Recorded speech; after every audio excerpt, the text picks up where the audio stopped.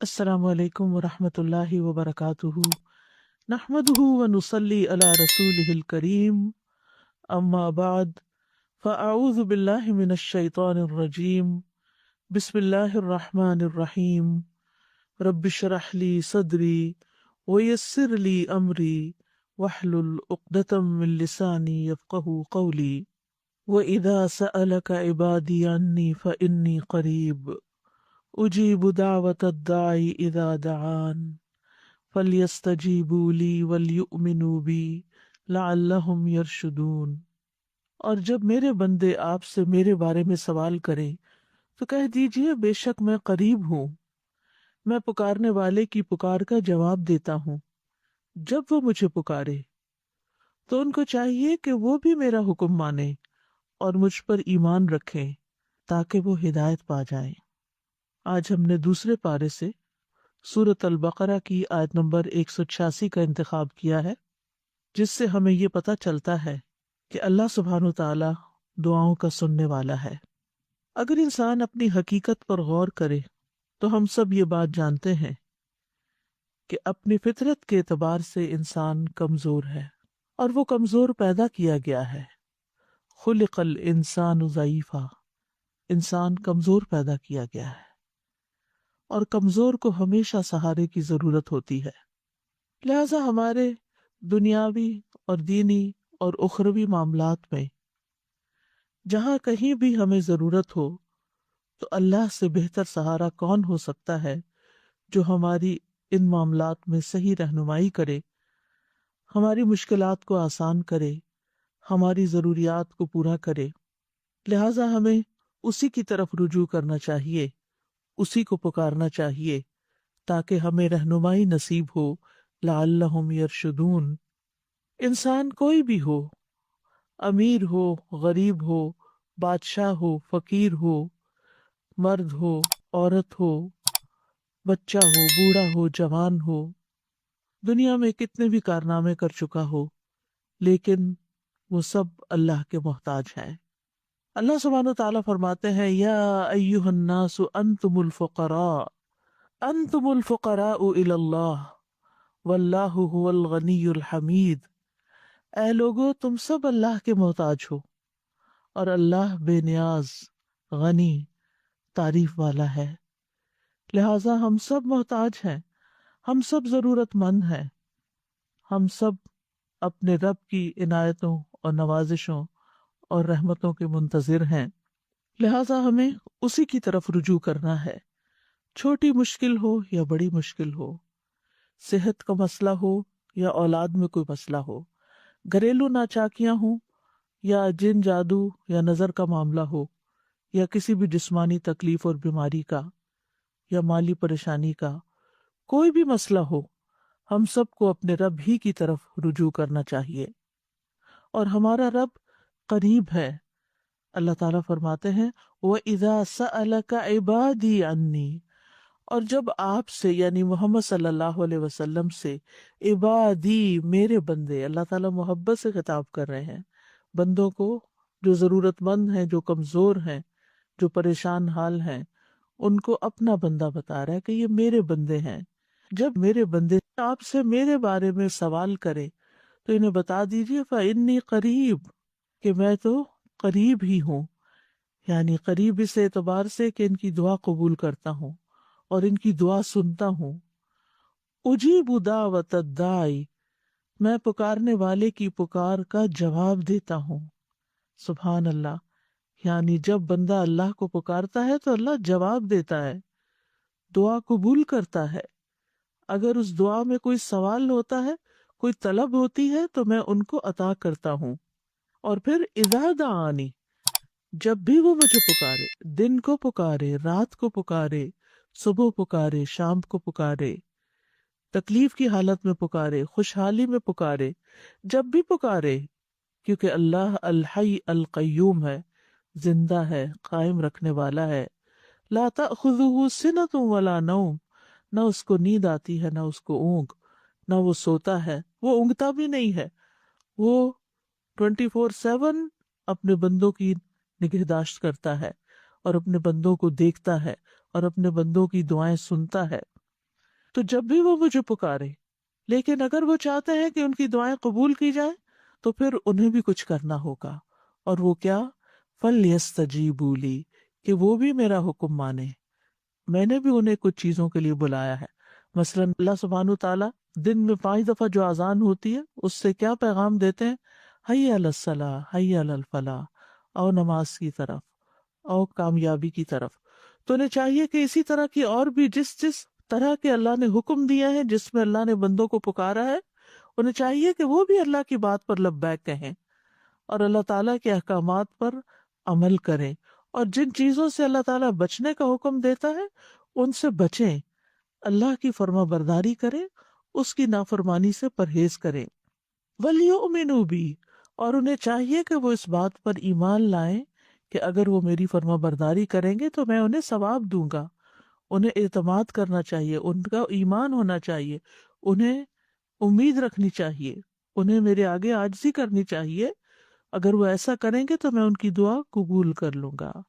لعلہم یرشدون، تاکہ وہ راہ پا جائیں، تاکہ انہیں ہدایت مل جائے۔ یعنی کس معاملے میں ہدایت؟ جس معاملے میں انہوں نے دعا کی، چاہے وہ دعائے عبادت ہو، دعائے سوال ہو، دعائے استخارہ ہو۔ جب بندہ اللہ سبحانہ وتعالیٰ کی شرائط کو پورا کر دیتا ہے تو پھر انسان حق کو پا لیتا ہے۔ اللہ تعالیٰ اس کو نیک عمل کی توفیق دیتے ہیں، اس کو وہ راہیں دکھا دیتے ہیں جن راہوں سے اس کے مسائل حل ہو جاتے ہیں۔ لہذا انسان کو ہر حال میں سچے دل سے، حضوری قلب کے ساتھ، مخلص ہو کر، یقین کے ساتھ، رغبت کے ساتھ، رہبت کے ساتھ، یعنی اس سے ڈرتے ہوئے اس سے آہوزاری کرنی چاہیے اور اس سے رہنمائی حاصل کرنی چاہیے، اور جسے دعا کرنے کی توفیق مل جائے تو گویا اس کے لیے قبولیت بھی ہو گئی۔ اللہ سبحانہ وتعالیٰ فرماتے ہیں وَقَالَ رَبُّكُمُ ادْعُونِي أَسْتَجِبْ لَكُمْ، تمہارا رب کہتا ہے کہ مجھے پکارو، میں تمہاری دعا قبول کروں گا۔ اور خاص طور پر اب رمضان کا مہینہ آ رہا ہے اور اس مہینے میں مومن کی دعاؤں کی قبولیت کی امید کی جاتی ہے، کیونکہ رمضان میں انسان کھانا پینا اور اپنی دیگر خواہشات کو چھوڑ دیتا ہے جن کے پورا کرنے سے روکا گیا ہے۔ تو ایسے میں جب جسم کمزور پڑتا ہے، جسم کے تقاضے کم ہوتے ہیں، تو پھر انسان کی روح سٹرونگ ہو جاتی ہے، اس کی اسپرچول نیڈ بڑھ جاتی ہے۔ اس حال میں انسان کے اندر وہ روحانی قوت پیدا ہو جاتی ہے کہ عبادت میں، دعا میں، اللہ تعالیٰ کی طرف دھیان کرنے میں اس کا دل زیادہ لگتا ہے، اور جب اس حال میں انسان دعا کرتا ہے تو وہ دعا زیادہ سنی جاتی ہے، کیونکہ واقعی وہ مانگ رہا ہوتا ہے، اللہ کا ذکر کر رہا ہوتا ہے، اللہ کی طرف حقیقی معنوں میں رجوع کر رہا ہوتا ہے۔ ورنہ عام دنوں میں تو انسان ہر وقت کھانے پینے میں اور دیگر خواہشات کے پورا کرنے کے بارے میں سوچتا رہتا ہے۔ اسی طرح عبادت کا کوئی بھی جو عمل ہوتا ہے، خواہ روزہ ہو یا نماز ہو یا تلاوت قرآن ہو، ان سب کے کرنے سے ہماری روح سٹرونگ ہوتی، یعنی ہماری اسپرچول سائڈ جو ہے اس کو اسٹرینتھ ملتی ہے۔ لہذا نماز کے بعد دعا قبول ہوتی ہے، قرآن کی قرات کے بعد دعا قبول ہوتی ہے، اور سب سے زیادہ قریب تو انسان سجدے کی حالت میں ہوتا ہے، اور جب سجدے کی حالت میں ہوتا ہے تو دعا کرتا ہے تو وہ دعا اور بھی زیادہ قبول ہوتی ہے۔ یعنی انسان دل کے ساتھ اور عاجزی کے ساتھ اور سجدے میں پڑھ کے اللہ کے قریب ہوتا ہے۔ تو جب انسان دعا کرتا ہے تو اللہ تعالیٰ قریب ہے، انسان اللہ کو پکارتا ہے تو اللہ اس کے قریب ہوتا ہے، اور سجدے میں اور زیادہ قریب ہوتا ہے تو قبولیت کے چانسز بھی اور زیادہ بڑھ جاتے ہیں۔ دنیا میں کوئی بھی اور ایسا نہیں، بڑے سے بڑا بادشاہ بھی، کہ جو بندوں کے حال سے واقف ہو، جس کے پاس اتنے اختیارات ہوں، جس کے پاس اتنی قابلیت ہو، اتنا کچھ ہو کہ وہ بندوں کی ساری ضروریات پوری کر سکے، وہ تو اپنی تکلیف بھی دور کرنے پہ قادر نہیں ہوتے۔ اللہ کو دنیاوی بادشاہوں سے مثال نہیں دی جا سکتی، وَلِلَّهِ الْمَثَلُ الْأَعْلَى، کیونکہ حقیقی بادشاہ تو اللہ ہی ہے، باقی خواہ کوئی بادشاہ ہو یا فقیر ہو، وہ سب اس کے بندے ہیں۔ لہذا ہمیں اللہ کے قرب کو محسوس کرتے ہوئے اللہ سبحانہ تعالیٰ سے دعا کرنی چاہیے، اور اللہ سبحانہ تعالیٰ کا قرب اس کے محسن بندوں کو حاصل ہوتا ہے۔ قرآن مجید میں آتا ہے ان رحمت اللہ قریب من المحسنین، سورۃ الاعراف 56۔ بے شک اللہ کی رحمت نیکی کرنے والوں کے قریب ہے، لہذا نیکی کا کوئی بھی جو کام آپ کرتے ہیں اس کے بعد دعا کریں، چاہے آپ صدقہ خیرات کریں، چاہے آپ ذکر اذکار کریں، درود شریف پڑھیں۔ درود شریف تو خود ایک مکمل دعا ہے، اگر انسان کوئی بھی اور دعا نہ مانگے، صرف درود شریف ہی پڑھتا رہے تو اس کی ساری حاجات پوری ہو جاتی ہیں۔ اور خاص طور پر جب بندہ اللہ کو پکارتا ہے تو اللہ بندے کے قریب ہوتا ہے۔ ابو موسیٰ اشعری کہتے ہیں کہ ہم ایک سفر میں رسول اللہ صلی اللہ علیہ وسلم کے ساتھ تھے، جب ہم کسی وادی میں اترتے تو لا الہ الا اللہ اور اللہ اکبر کہتے اور ہماری آوازیں بلند ہو جاتی، تو نبی صلی اللہ علیہ وسلم نے فرمایا، اے لوگوں اپنی جانوں پر رحم کرو، کیونکہ تم کسی بہرے یا غائب کو نہیں پکار رہے، وہ تو تمہارے ساتھ ہی ہے، بے شک وہ سننے والا اور تم سے بہت قریب ہے، اس کا نام برکتوں والا ہے اور اس کی عظمت بہت ہی بڑی ہے، لہٰذا ایسے رب کو پکار کر کبھی کوئی مایوس ہو سکتا ہے؟ زکریا علیہ السلام نے کہا تھا کہ وَلَمْ أَكُنْ بِدُعَائِكَ رَبِّ شَقِيًّا، کہ تجھ سے دعا مانگ کے تو اے رب میں کبھی نامراد ہوا ہی نہیں، میری تو ساری ہی قبول ہوئی۔ اور یہ حقیقت ہے کہ جب بندہ دعا کرتا ہے تو دعا قبول ہوتی ہے، چاہے وہ نیک ہو، اس کو مانتا ہو یا نہ مانتا ہو، وہ ہر ایک کی سنتا ہے۔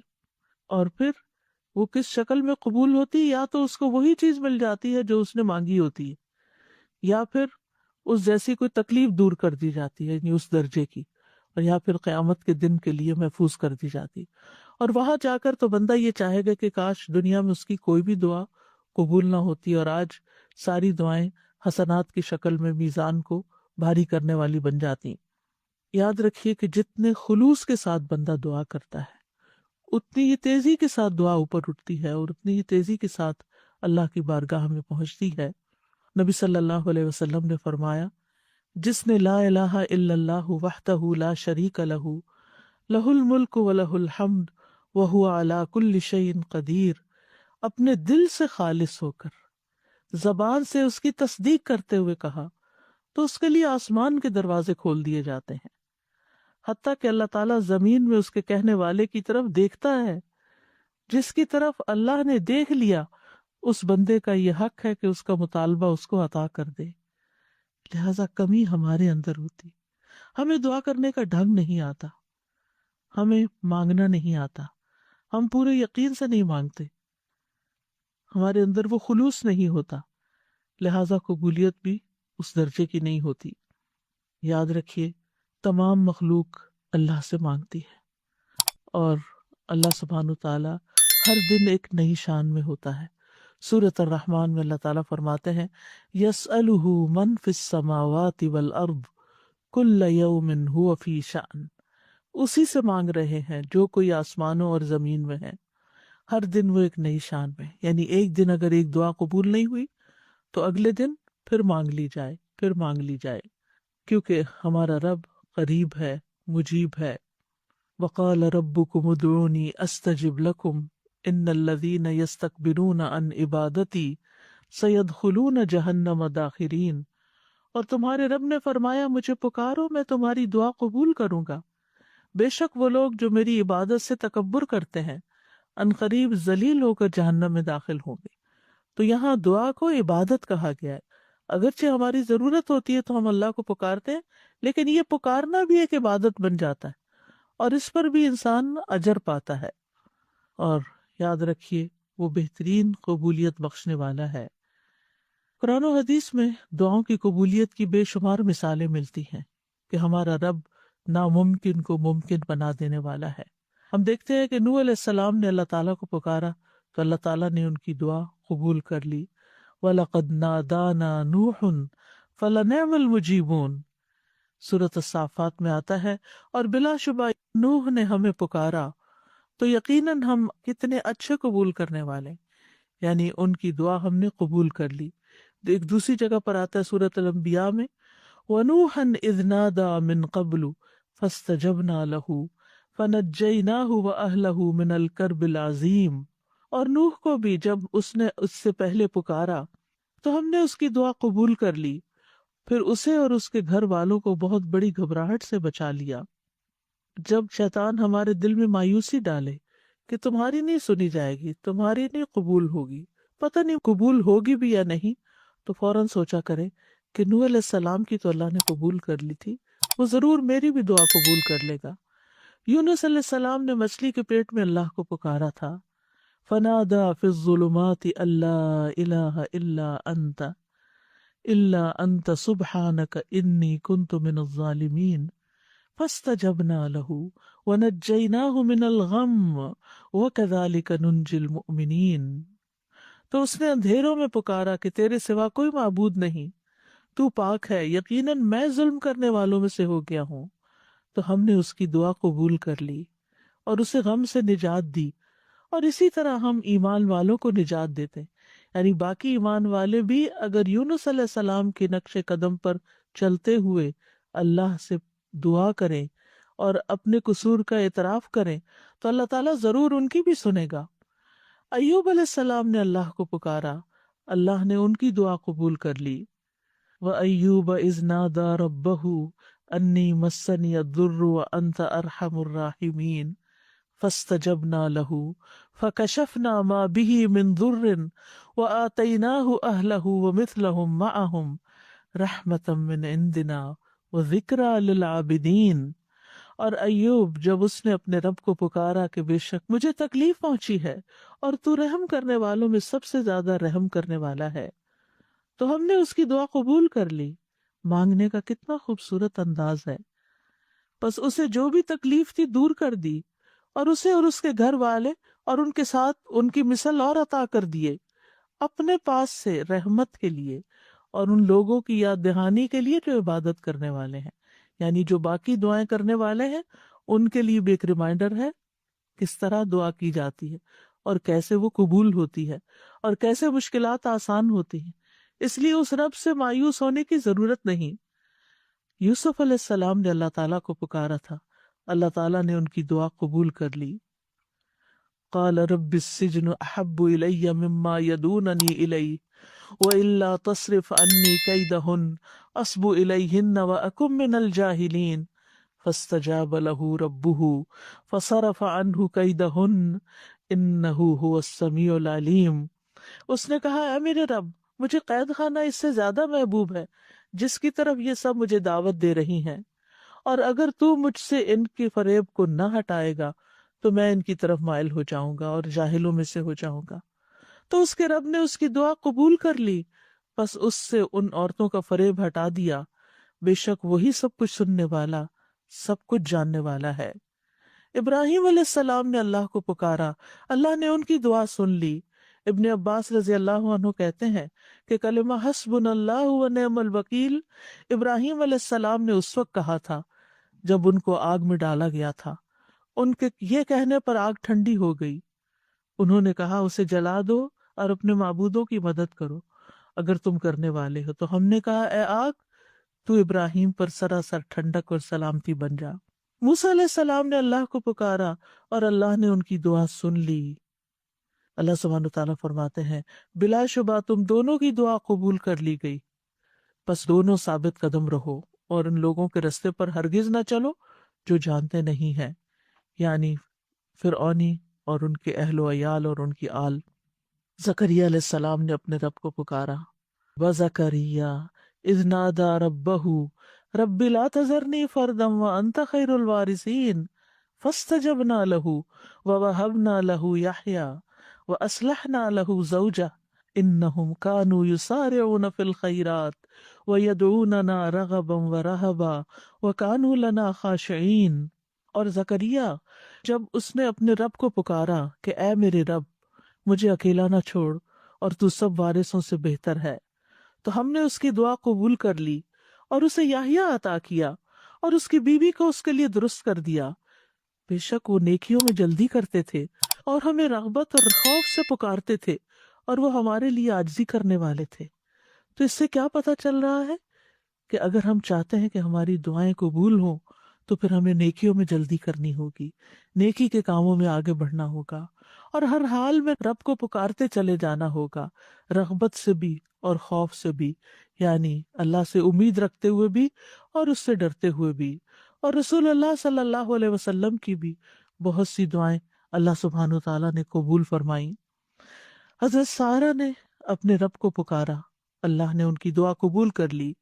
جب وہ ایسے ظالم بادشاہ کے پاس گھیر کے لائی گئیں کہ جو ان کے ساتھ برائی کا ارادہ کرتا تھا، تو انہوں نے کھڑے ہو کر وضو کیا، نماز پڑھنے لگی، پھر دعا کی، اے اللہ اگر میں تجھ پر اور تیرے رسول پر ایمان لائی ہوں اور میں نے اپنی شرمگاہ کو اپنے شوہر کے سوا محفوظ رکھا ہے، تو اس کافر کو میرے اوپر مسلط نہ ہونے دے۔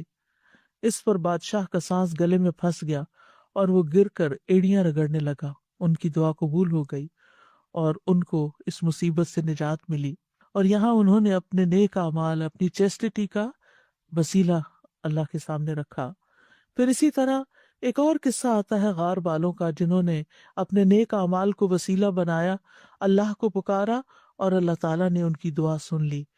بنی اسرائیل کے 3 لوگوں کا واقعہ ہے جو کہیں باہر جا رہے تھے کہ اچانک بارش ہونے لگی، تو انہوں نے ایک پہاڑ کے غار میں جا کر پناہ لی۔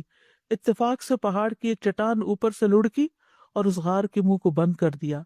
اب ایک نے دوسرے سے کہا کہ اپنے سب سے اچھے عمل کا جو تم نے کبھی کیا ہو نام لے کر اللہ سے دعا کرو، یعنی اچھے عمل کو وسیلہ بنا کے دعا کرو۔ تو بہرحال جب اس نے دعا کی اپنے والدین کی خدمت کے حوالے سے، تو چٹان تھوڑی سرک گئی۔ پھر دوسرے شخص نے دعا کی اور اپنے ایک نیک عمل کا واسطہ دیا، چٹان تھوڑی اور سرکی، اور پھر اسی طرح تیسرے شخص نے بھی، اور اس نے یہ کہا کہ اللہ اگر تیرے نزدیک یہ کام میں نے تیرا چہرہ چاہنے کے لیے کیا تھا، تو یہاں ہمارے لیے اس چٹان کو ہٹا کر راستہ بنا دے۔ چنانچہ وہ غار پورا کھل گیا اور تینوں شخص باہر آ گئے۔ یہ تفصیلی کہانی صحیح بخاری کی حدیث نمبر 2215 میں ملتی ہے، جو شوق رکھتے ہوں وہ اس کو پڑھ سکتے ہیں۔ یاد رکھیے دعا ایک عبادت ہے۔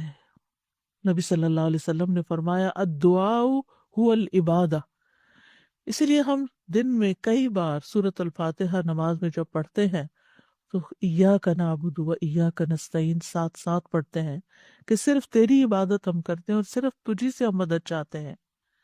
اللہ کے نزدیک دعا سے زیادہ معزز کوئی چیز نہیں، یعنی بندہ دعا میں عجز و انکساری کا اظہار کرتا ہے، اپنی ذلت کا اظہار کرتا ہے، اللہ کے آگے جھک جاتا ہے، اپنا سر، اپنا ماتھا، اپنا ناک اللہ کے آگے رگڑتا ہے، اور یہ عبودیت کا اعلیٰ ترین مقام ہے۔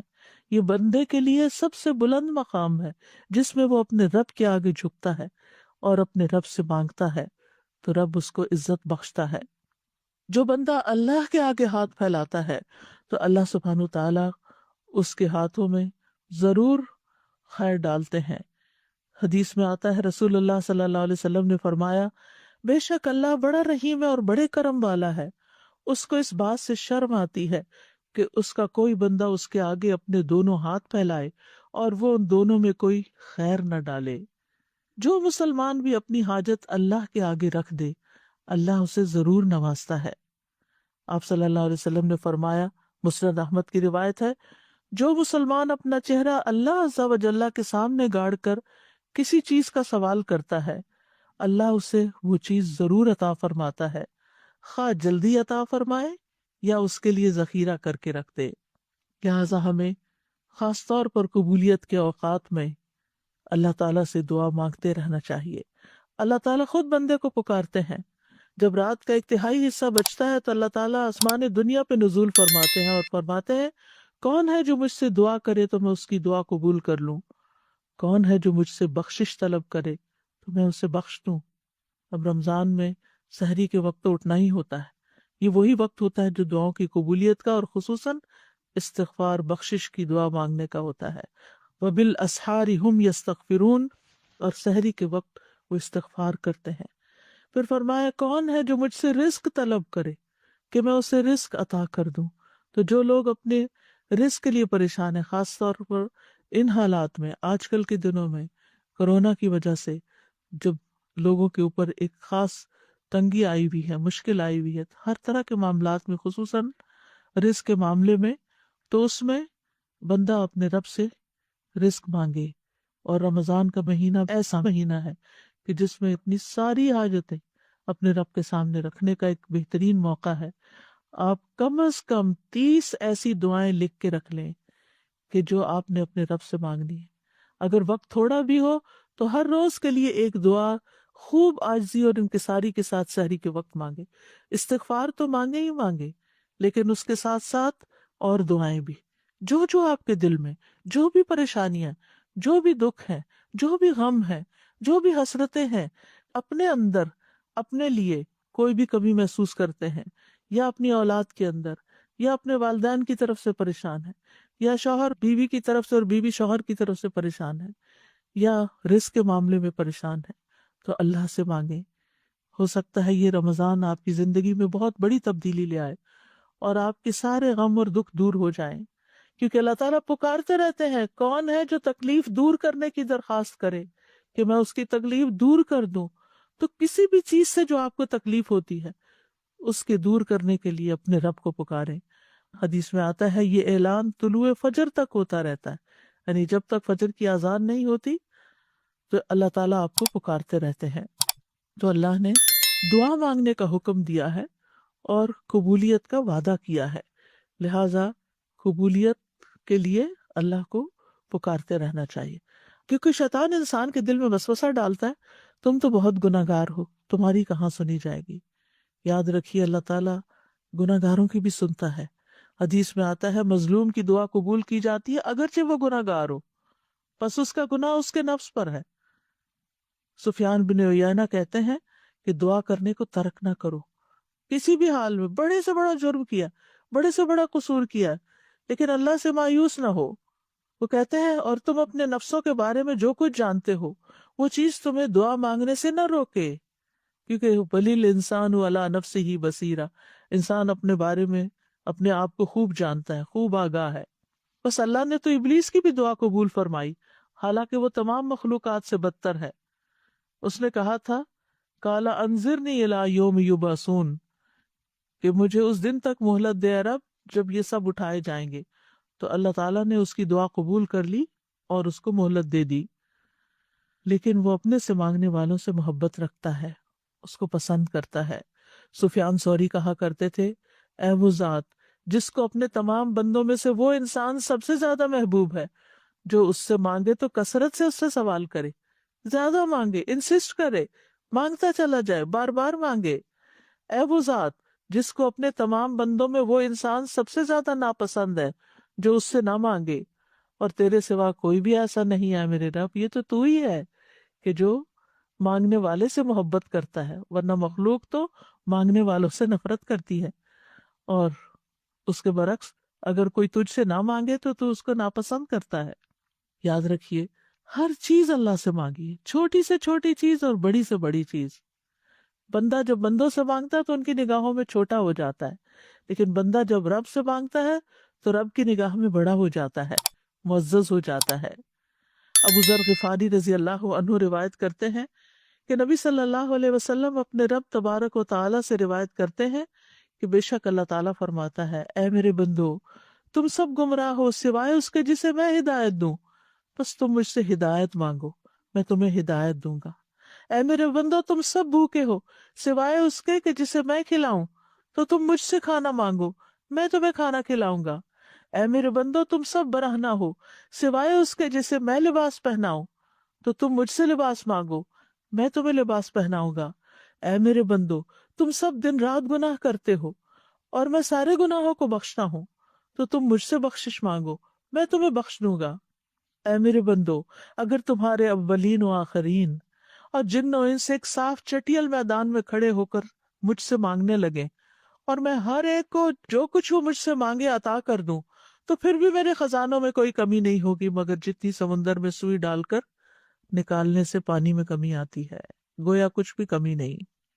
لہٰذا ہمیں اللہ سے ہدایت بھی مانگنی ہے، اللہ سے کھانا بھی مانگنا ہے، لباس بھی مانگنا ہے، گناہوں کی بخشش بھی مانگنی ہے، اور وہ سب کچھ مانگنا ہے جو ہماری ضرورت ہے. دعا بہترین دوا بھی ہے. ابن قیم کہتے ہیں دعا سب دواؤں سے زیادہ نفع بخش ہے، سب دواؤں سے زیادہ. یعنی آپ دوا کھا بھی لیں لیکن اگر اس کے ساتھ آپ دعا کریں گے تو دعا کی وجہ سے وہ دوا بھی زیادہ بہتر کام کرے گی. اور یہ مصائب و مشکلات کی دشمن ہے، یہ تکلیف کو دور کرتی ہے اور اس کا علاج کرتی ہے، تکلیف نازل ہونے کو روکتی ہے، اسے ختم کر دیتی ہے، یا جب وہ تکلیف نازل ہوتی ہے تو دعا اسے کم کر دیتی ہے، اور دعا مومن کا ہتھیار ہے۔ عمر بن خطاب کہا کرتے تھے، میں دعا کی قبولیت کے بارے میں پریشان نہیں ہوتا، بلکہ میں دعا کے بارے میں پریشان ہوتا ہوں تو جب تمہارے دل میں دعا مانگنے کا خیال ڈال دیا جاتا ہے تو دعا کی قبولیت ساتھ ہی ہو جاتی ہے۔ کیونکہ بعض اوقات ہم کسی معاملے میں اریٹیٹ ہو رہے ہوتے ہیں، تنگ ہو رہے ہوتے ہیں، پریشان ہو رہے ہوتے ہیں، رو رہے ہوتے ہیں، دل میں بدگمانیاں لوگوں کے بارے میں لا رہے ہوتے ہیں، لوگوں کے گلے شکوے، نہیں، ان سارے مواقع پر جلنے کڑنے کی بجائے، پریشان ہونے کی بجائے فوراً اللہ سے مانگنا شروع کر دیں، فوراً اللہ کی طرف رجوع کریں۔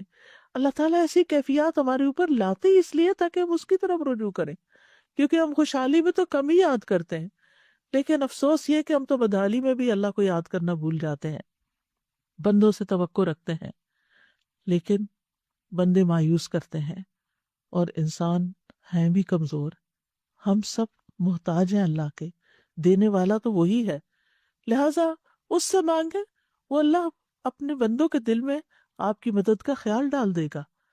پھر یاد رکھیے کہ دعا صرف ایک دفعہ مانگ کے یہ نہیں کہنا چاہیے کہ میری تو قبول نہیں ہوئی، تکرار سے مانگتے چلے جائیں۔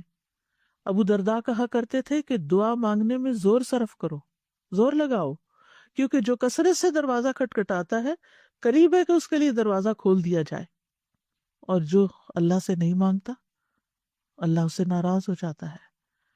اور یاد رکھیے دعا مانگ کے مایوس بھی نہیں ہونا چاہیے، کیونکہ اللہ کی رحمت سے مایوسی کبیرہ گناہوں میں شامل ہے، اور بندوں کی مایوسی پہ رب مسکراتا ہے۔ نبی صلی اللہ علیہ وسلم نے فرمایا، ہمارا رب اپنے بندوں کی مایوسی پر ہنستا ہے، حالانکہ حالات کی تبدیلی قریب ہوتی ہے۔ ابو رزین نے عرض کیا، اے اللہ کے رسول، کیا رب بھی ہنستا ہے؟ آپ نے فرمایا، ہاں۔ میں نے عرض کیا، جو رب ہنستا ہے ہم اس کے ہاں خیر و بھلائی کو مفقود نہیں پا سکتے، یعنی وہاں سے تو خیر و بھلائی ملے گی ہی ملے گی۔ تو یاد رکھیے کہ دعا جب مانگتے ہیں ہم قبولیت کی امید کے ساتھ، تو بعض اوقات وہ اس طرح چیزیں ہوتی نہیں، تو اس کے کچھ درجے ہیں۔ کبھی تو انسان کو وہ چیز ویسے ہی مل جاتی ہے، کبھی آخرت کے لیے ذخیرہ بنا دی جاتی ہے، کبھی گناہوں کا کفارہ ادا ہو جاتا ہے۔ انسان مایوس نہ ہو، کیونکہ اللہ تعالیٰ سننے والا ہے۔ ہم نے اللہ کی عظمت کو پہچانا نہیں، اس لیے ہم بہت جلدی کہتے ہیں میں نے اپنے رب سے دعا کی لیکن میری دعا قبول نہیں ہوئی، حالانکہ وہ قبول کر چکا ہوتا ہے۔ بعض اوقات ہم کوئی چیز مانگ رہے ہوتے ہیں، لیکن اس سے زیادہ ہمیں اس بلا سے بچنے کی ضرورت ہوتی ہے جو راستے میں آ رہی ہوتی، تو جب بندہ دعا کرتا ہے تو بلا واپس چلی جاتی ہے۔ دعا جو ہے وہ قضا کو بھی بدل دیتی، تقدیر کو بھی بدل دیتی ہے، قضا کو بھی رد کر دیتی ہے۔ ایک مصیبت آنے والی ہوتی، ایک آفت آپ کے راستے میں ہوتی ہے کہ اتنے میں آپ کسی اور چیز کے لیے دعا کرنا شروع کر دیتے، تو آپ کا رب آپ کو وہ چیز دینے کی بجائے آپ کی وہ آنے والی مصیبت ٹال دیتا ہے۔ لیکن کبھی جیسے انسان مانگتا ہے ویسے ہی مل بھی جاتا ہے، جیسے ابراہیم علیہ السلام نے ایک بیٹے کی دعا مانگی تھی، صرف بیٹے کی نہیں، رب ہب لی من الصالحین فبشرناہ بغلام حلیم، تو اللہ نے ان کو ایک بردبار لڑکے کی بشارت دی، یعنی جس کے اندر بردباری ہو، واقعی نیکی کے راستے پر اس کے لیے چلنا آسان ہوتا ہے، اور کبھی مانگی ہوئی چیز سے بھی بہتر عطا کرتا ہے۔ عمران کی بیوی نے اللہ سبحانہ تعالیٰ سے نظر مانی کہ جو میرے پیٹ میں ہے وہ آزاد ہوگا تو مجھ سے قبول فرما، تو جب اس نے بچے کو جنم دیا تو وہ بیٹی تھی، تو پریشان ہو گئی کہ شاید یہ میرے حق میں بہتر نہیں، اور اللہ زیادہ جاننے والا ہے جو اس نے جنا، قرآن مجید میں آتا ہے، اور لڑکا لڑکی جیسا نہیں ہوتا، لہذا تم لڑکی کو معمولی چیز نہ سمجھو، بے شک میں نے اس کا نام مریم رکھا، بے شک میں اسے اور اس کی اولاد کو شیطان مردود سے تیری پناہ میں دیتی ہوں۔ اور کبھی مانگی ہوئی چیز سے کوئی تکلیف دور ہو جاتی ہے، کبھی دعا گناہوں کا کفارہ بن جاتی ہے۔ یہ یاد رکھیے کہ اللہ اپنے بندوں کی دعا قبول ضرور کرتا ہے، لیکن ہمیں مانگنے کے آداب بھی معلوم ہونے چاہیے۔ اخلاص اور پوری توجہ سے دعا کریں، قبولیت کے یقین کے ساتھ دعا کریں۔ یوں نہیں کہنا چاہیے اللہ اگر تو چاہے تو میری بخشش کر دے، چاہے تو مجھ پہ رحم کر، چاہے تو مجھے روزی دے، بلکہ پختگی کے ساتھ سوال کرنا چاہیے، کیونکہ اللہ جو چاہتا ہے وہ کرتا ہے، اس پہ کوئی جبر کرنے والا نہیں ہے۔ پھر خشوع و خضوع اور عاجزی کے ساتھ دعا کرنی چاہیے، کیونکہ اللہ تعالیٰ غافل اور لہو و لعب میں مشغول دل کی دعا قبول نہیں کرتا۔ آج کل کے بعض اوقات ہم موبائل پہ میسیجز چیک کرتے رہتے ہیں اور ساتھ استغفر اللہ کہہ دیتے ہیں، اور دل کہیں کا کہیں ہوتا ہے۔ ٹھیک ہے، زبان پہ کوئی نہ کوئی ذکر آپ جاری رکھیں، کوئی بھی کام کرتے ہوں، لیکن جو آپ کی حاجات ہیں، ضروریات ہیں، جو مانگنے کی چیزیں ہیں، ان کو دل لگا کے مانگے۔ قرآن مجید میں آتا ہے ادعوا ربکم تضرعا وخفیا انہ لا یحب المعتدین، اپنے رب کو گڑ گڑا کر اور خفیہ طور پر پکارو، چپ کے دل میں، بے شک وہ حد سے بڑھنے والوں سے محبت نہیں کرتا۔ اور یہ بھی ایک حقیقت ہے کہ آپ نے کئی دفعہ اپنی زندگی میں دیکھا ہوگا کہ ادھر آپ کے دل میں کسی چیز کا خیال آتا ہے، حسرت آتی ہے، آپ کو دل چاہتا ہے، اور ادھر سے وہ آپ کی خواہش پوری ہو جاتی ہے۔ تو یہ کس نے پوری کی؟ یہ کس کو پتا تھا کہ آپ کے دل میں کیا خیال اٹھا، کیا طلب پیدا ہوئی؟ یہ صرف رب کو پتا تھا، آپ نے تو ابھی مانگا بھی نہیں تھا۔ وہ تو دل کی سنتا ہے، جو دلوں کے خیالات ہیں ان کو بھی جانتا ہے، صرف آپ نے تمنا ہی ابھی کی تھی تو اللہ نے وہ بھی پوری کر دی۔ پھر اسی طرح باوضو ہو کر دعا کریں، یعنی جب آپ خاص طور پر چاہیں کہ قبولیت ہو۔ اس کے بارے میں آتا ہے کہ ابو عامر رضی اللہ عنہ جب شہید ہوئے تو ابو موسیٰ اشعری رضی اللہ عنہ نے آ کر نبی صلی اللہ علیہ وسلم کو خبر دی اور کہا کہ ابو عامر نے کہا تھا کہ آپ صلی اللہ علیہ وسلم سے کہنا کہ میرے لیے استغفار کریں۔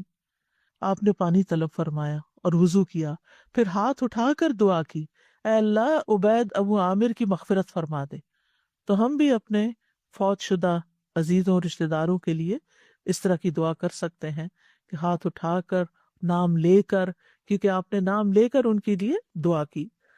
پھر اسی طرح اگر ہم چاہتے ہیں کہ ہماری دعائیں قبول ہوں تو ہمیں حلال روزی کا اہتمام کرنا چاہیے، کیونکہ حرام جو ہے وہ دعاؤں کی قبولیت کے راستے میں رکاوٹ بنتا ہے۔ حمد و ثنا اور درود پڑھ کے دعا کرنی چاہیے۔ حدیث میں آتا ہے، عبداللہ کہتے ہیں کہ میں نماز پڑھ رہا تھا اور نبی صلی اللہ علیہ وسلم موجود تھے، ابو بکر اور عمر رضی اللہ عنہ بھی آپ کے ساتھ تھے۔ جب میں تشہد میں بیٹھا تو پہلے میں نے اللہ کی تعریف بیان کی، پھر نبی صلی اللہ علیہ وسلم پر درود بھیجا، پھر اپنے لیے دعا کی۔ تو نبی صلی اللہ علیہ وسلم نے فرمایا مانگو تمہیں دیا جائے گا، مانگو تمہیں دیا جائے گا۔ یعنی جب کوئی اللہ کی تعریف کرنے کے بعد، درود شریف پڑھنے کے بعد دعا کرتا ہے تو اس دعا کی قبولیت کے چانسز زیادہ ہو جاتے ہیں۔ اسی طرح آپ صلی اللہ علیہ وسلم جامع کلمات کے ساتھ دعا کرتے تھے، تکرار اور اصرار کے ساتھ دعا کرتے تھے۔ اسی طرح ہمیں اپنے گناہوں کا اعتراف کرتے ہوئے دعا کرنی چاہیے۔ نبی صلی اللہ علیہ وسلم نے فرمایا ایک بندے نے بہت گناہ کیے اور کہا اے میرے رب میں تیرا ہی گناہ گار بندہ ہوں، تو مجھے بخش دے۔ اللہ رب العزت نے فرمایا میرا بندہ جانتا ہے کہ اس کا ضرور کوئی رب ہے جو گناہ معاف کرتا ہے اور گناہ کی وجہ سے سزا بھی دیتا ہے، میں نے اپنے بندے کو بخش دیا۔ پھر اسی طرح اسماء حسنہ کو وسیلہ بنا کر دعا کریں، وَلِلَّهِ الْأَسْمَاءُ الْحُسْنَى فَادْعُوهُ بِهَا، اور سب سے اچھے نام اللہ ہی کے ہیں سو اسے ان کے ساتھ پکارو۔ اللہ تعالیٰ کے نام یا رحمان، یا رحیم، یا ذی الجلال والاکرام، ایک حدیث میں آتا ہے کہ کثرت سے اس نام کو پڑھو، یا ذی الجلال والاکرام، یا ذی الجلال والاکرام، یا ذی الجلال والاکرام۔ اسی طرح یا حی یا قیوم برحمتک استغیث، یا من بیدہ ملکوت السماوات والارض، یا من هو علی کل شیء قدیر، یا شافی، یا رحمان، یا رحیم۔ یعنی جو بھی آپ کو اللہ کے نام یاد ہیں ان سب ناموں کے ساتھ آپ دعا کریں۔ پھر اسی طرح ربنا کہہ کے جب انسان اپنے رب کو پکارتا ہے تو وہ دعا بھی قبول ہوتی ہے۔